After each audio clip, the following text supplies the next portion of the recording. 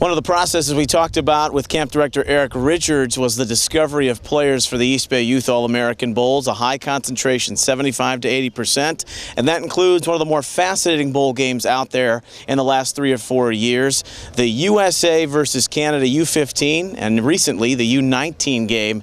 David White is the head coach of the United States. He's been that for the last 2 years in a long, studious career at Oklahoma, Yale, played at UNLV. The U15s have had some success the last 2 years, David. The U19s, well, you had to throw a couple practices together. They took on a pretty skilled British Columbia team, but out here you've got a dearth of players to look at and choose from for that game. What's caught your eye so far through Top Gun so far?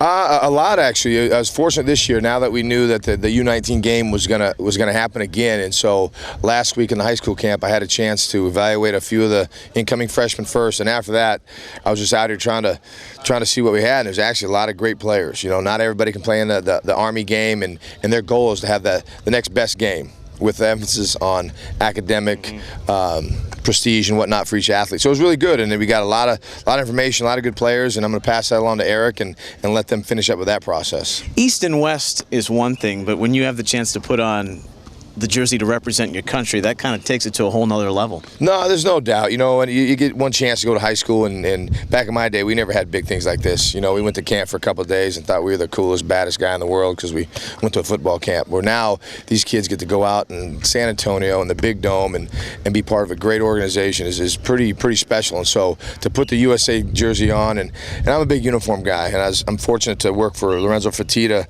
at UFC, and he went out and got with the FBU guys and made sure it was all right, and we went out and got the best Adidas uniforms. In fact, that first year we ended up buying for Canada as well, just to make them feel special and make them feel proud being from Canada. So we're trying to do it the right way, and each year get it bigger and better. It'll be a 4-year anniversary of that first U15 Canada-United States game. Now, you weren't a part of that. No, I was a part of that. Canada. Let's get that on record. I helped out with the 8th grade team. I left Oklahoma. They told me about this game, and I said, you know what, I'll come down and help out. I talked to Eric and some of the people that I knew because in 05 I coached in the Army game. So I knew some people, but I couldn't believe there's all these games going on. So nonetheless, I went down, and yeah, USA lost. But after that, we kind of tightened some things up. Well, I was going to say, Eric Richards doesn't have a lot of hair, but it caused him to lose what was remaining in that first game, and so he amped it up a little bit, and maybe that folds into how you find guys here at Top Gun, because there are so many good players that may have a chance to play in one game or the other. How do you separate who's going to fit the mold in the USA game compared to the 8th grade game? Well, you know, I try taking a lot of pressure off Eric. You know, he's busy trying to figure out what a combination of Adidas and neon green outfits to wear before he dances.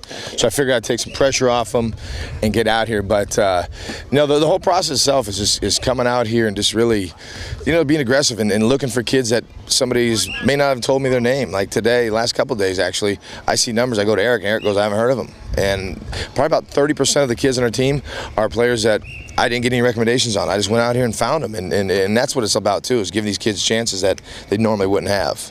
So many high-level instructors, NFL, college guys, coming back every year after year to Top Gun.